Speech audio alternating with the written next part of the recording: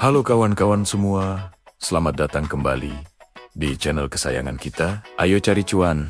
Terima kasih sudah subscribe channel sederhana ini. Hari ini kita punya berita super panas yang mengguncang dunia ekonomi dan politik Indonesia. Bahkan sampai ke level internasional. Siapa lagi kalau bukan Menteri Keuangan kita, Purbaya Yudi Sadewa, yang tiba-tiba membuat pernyataan super pedas dan langsung viral. Bayangkan, di depan publik, beliau menggebrak meja sambil bilang, "Dasar majalah bego." Siapa yang kena semprot? Bukan kaleng-kaleng, tapi majalah ekonomi sekelas The Economist dari Inggris. Jadi, apa sih yang bikin Pak Menteri semurka itu? Mari kita urai benang kusutnya. Beberapa waktu lalu, The Economist merilis sebuah artikel yang isinya cukup bikin merinding. Mereka menuding pemerintah Indonesia, khususnya Menteri Keuangan Purbaya, telah menghabiskan dana cadangan negara senilai 200 triliun rupiah. 200 triliun, angka yang fantastis, dan tuduhan yang sangat serius. Tentu saja, berita ini langsung menyebar dan memicu kepanikan seolah-olah negara kita sedang diambang kehancuran finansial. Tapi, tunggu dulu, Pak Purbaya Yudi Sadewa bukan tipe pejabat yang tinggal diam saat negaranya difitnah. Dalam sebuah acara penting Kadin 2025, beliau memberikan klarifikasi yang bukan cuma sekadar klarifikasi, tapi sebuah serangan balik yang sangat tajam. Beliau menegaskan dengan lantang bahwa tuduhan The Economist itu 100% salah, ngawur, dan menunjukkan betapa dangkalnya pemahaman majalah tersebut terhadap kebijakan fiskal Indonesia. Nah, ini dia bagian terpentingnya. Pak Purbaya menjelaskan bahwa dana 200 triliun rupiah itu sama sekali bukan dihabiskan, dibelanjakan, atau hilang begitu saja. Uang itu dipindahkan secara strategis dari Bank Indonesia ke bank-bank milik negara atau himbara dalam bentuk deposito. Ini adalah sebuah kebijakan yang sengaja dirancang atau by design, bukan sebuah kecelakaan. Tujuannya apa? Sangat jelas. Untuk menjaga likuiditas sistem perbankan kita, memastikan ekonomi tetap berputar, dan sebagai benteng pertahanan di tengah ancaman krisis ekonomi global yang bisa datang kapan saja. Jadi, uangnya masih ada, masih utuh, masih menjadi milik negara, dan akan kembali ke kas negara saat kondisi ekonomi sudah benar-benar stabil. Ini adalah langkah antisipasi cerdas yang lahir dari pengalaman pahit krisis moneter tahun 1998, di mana kita belajar betapa pentingnya menjaga likuiditas perbankan. Nah, kebijakan yang sudah dipikirkan matang-matang inilah yang disalahartikan oleh The Economist sebagai pemborosan. Wajar saja kalau Pak Purbaya merasa murka. Kebijakan brilian malah dituduh sebagai pemborosan. Maka, keluarlah ucapan legendaris itu.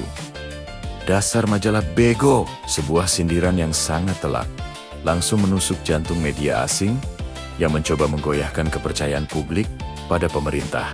Sikap garang Pak Purbaya ini mengirimkan pesan yang sangat kuat ke seluruh dunia.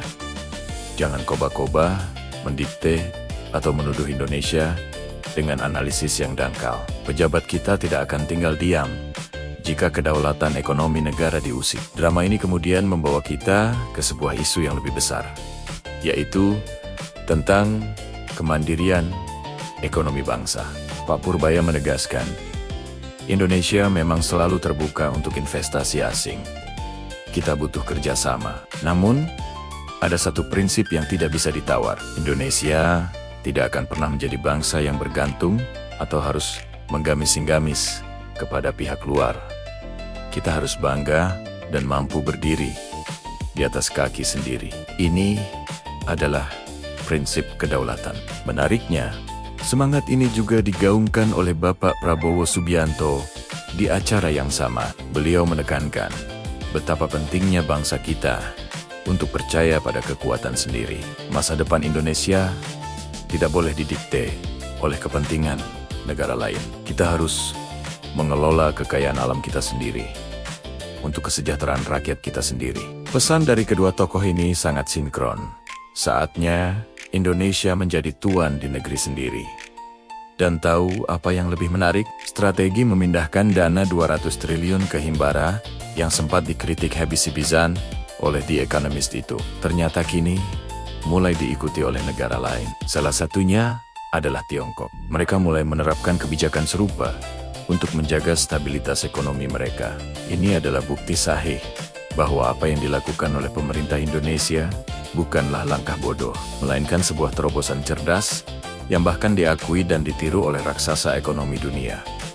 Jadi, siapa yang sebenarnya bego di sini? Tentu saja, di dalam negeri, kritik juga pasti ada. Beberapa pengamat, termasuk ekonom, seperti Rocky Gerung, juga sempat memberikan pandangannya terkait kebijakan ini.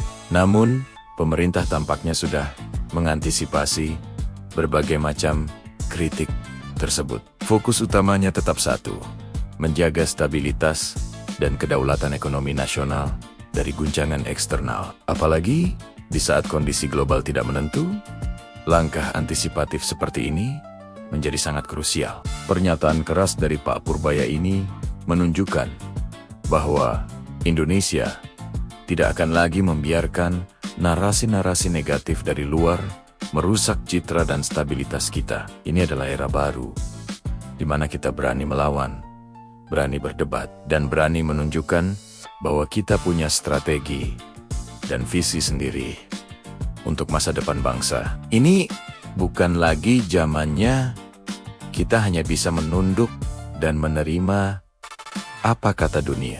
Jadi, dari insiden ini, kita bisa melihat sosok Menteri Keuangan Purbaya Yudisadewa yang tampil begitu garang, tegas, dan berani pasang badan untuk membela kebijakan negaranya di panggung internasional. Ini adalah wujud dari nasionalisme ekonomi yang tinggi. Sebuah pesan bahwa ketika Indonesia sedang berusaha berdiri kokoh, kita tidak akan membiarkan siapapun mencoba meruntuhkannya dengan fitnah dan berita bohong.